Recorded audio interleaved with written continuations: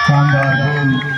तीसरा पीके मेमोरियल एक दिवसीय फुटबॉल टूर्नामेंट चल रहा है और फाइनल मैच दोनों ही टीमों के बीच खेला जा रहा है।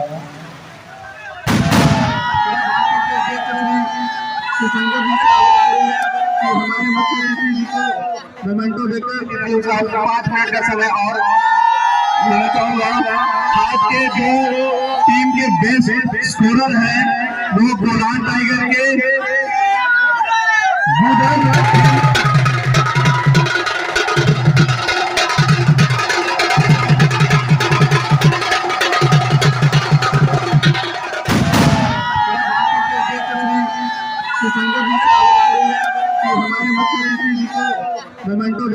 मुख्य अतिथियों का स्वागत है। तालियां जरूर बजाएं इस मंच पर, तालियां बजाकर उनका स्वागत करेंगे।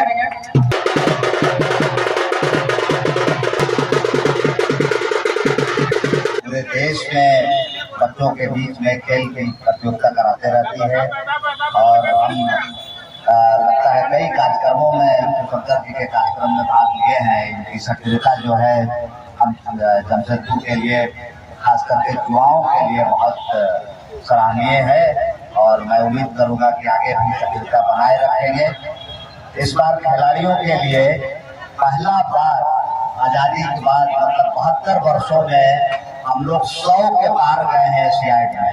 इसलिए एक बार जोरदार ताली बनता है। 107 मेडल ये भारत का स्वर्णिम इतिहास है कि 107 मेडल हम लोगों ने जीता है और पूरे देश में मैं उन तमाम माताओं बहनों को भी नमन करूंगा जिन्होंने अपने बच्चों को खेलने के लिए अवसर देने को तैयार हुए, क्योंकि अधिकांश माँ बाप बच्चों को IAS IPS डॉक्टर इंजीनियर बनाने में ही लगे रहते हैं। तो अब देश हमारा बदल रहा है, लेकिन दोस्तों हमें ये आपको बताते हुए बहुत खुशी तो नहीं हो रही है कि जो अधिकांश मेडल लाने वाले हमारे खिलाड़ी हैं वो मात्र 3 स्टेट के ज्यादा हैं। आपको मैं सूचना बता दूं कि केरला, पंजाब और हरियाणा 40% मेडल इन 3 राज्यों का है, जिसकी आबादी पूरे देश में केवल 6% है। तो हमें बिहार, झारखंड, यूपी को बहुत आगे जाने की आवश्यकता है। और हमारे जैसे आप जानते हैं कि महिला हॉकी, मैं जब सिमडेगा में एसपी था तो महिलाओं के बीच में हॉकी को आगे ले जाने के लिए बहुत प्रयास किया। गांव-गांव में हजारों हॉकी स्टिक बांटा। आज सिमडेगा की कई लड़कियां नेशनल में खेल रही हैं।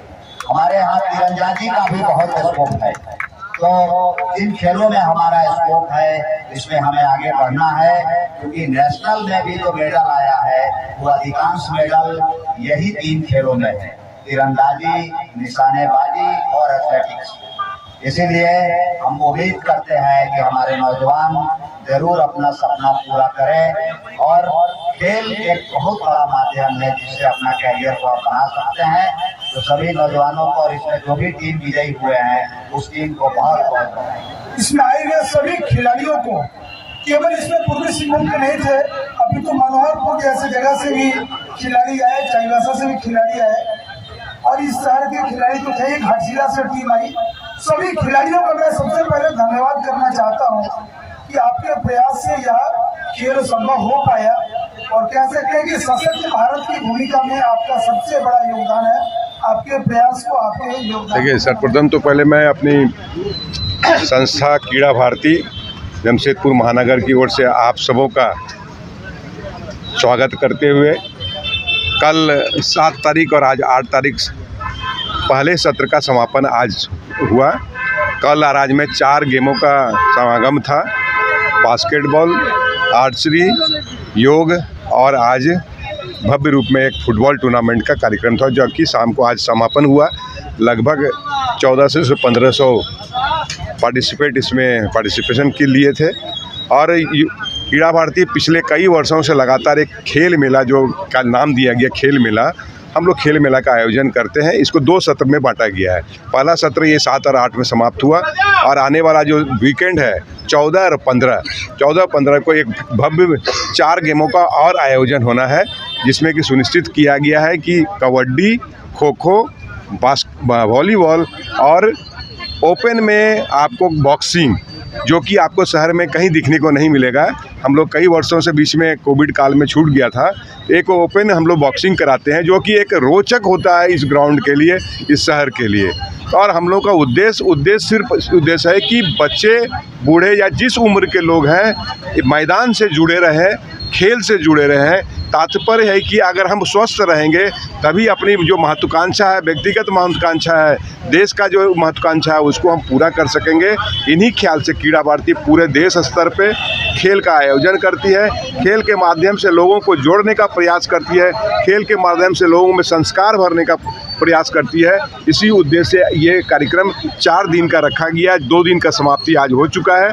फिर आने वाला जो वीकेंड होगा, शनिवार, इतवार 14 और 15 तारीख को भव्य आयोजन होना है। आपके माध्यम से सभी शहरवासियों को मैं आमंत्रण कर रहा हूँ, आप यहाँ आए, खेल मेला का आनंद लें। अच्छे प्लेयर आ रहे हैं और हमारा ये जो टीम है, ये टीम क्रीड़ा भारती के लगभग 150-200 लोगों की जो संख्या में सदस्य हैं, उनका बहुत बड़ा सहयोग इस कार्यक्रम को सफल बनाने में होता है।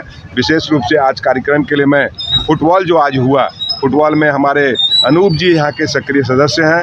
हम लोगों के उनका सहयोग से ही आज संपन्न हुआ।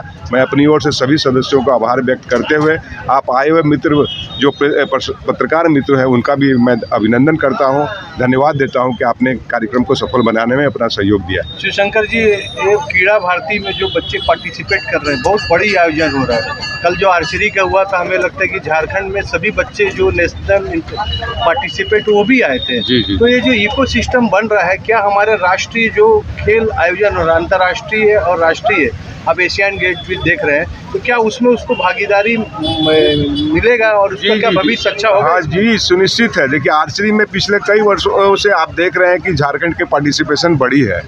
हमारे जो ट्राइबल बच्चे हैं उसमें बहुत ज़्यादा पोटेंशियल है। आवश्यकता है कि जो सरकारी स्तर पे या सामाजिक स्तर पे उसको सपोर्ट देने की आवश्यकता है। आज आप देख रहे हैं कि कई वर्षों बाद, हमको लगता है 72 सालों बाद आप देख रहे हैं कि देश में लगभग 100 पदक से ज़्यादा हम पार कर चुके हैं। ये तो कहीं न कहीं एशियाड में कहीं न कहीं लगता है कि अभी एक जुनून बच्चों में है, एक उल्लास है, एक जोश है कि हम देश के लिए कुछ करें, अपने परिवार के लिए कुछ करें। इसमें निश्चित रूप से आवश्यकता है आज के डेट में, जो हमारे स्थानीय सरकार है उसको आवश्यकता है कि अपने बच्चों को, उनके पोटेंशियल को आगे बढ़ाने के लिए, उनका जो काबिलियत उसको आगे बढ़ाने में हम लोग सपोर्ट कर सकें। Thank you.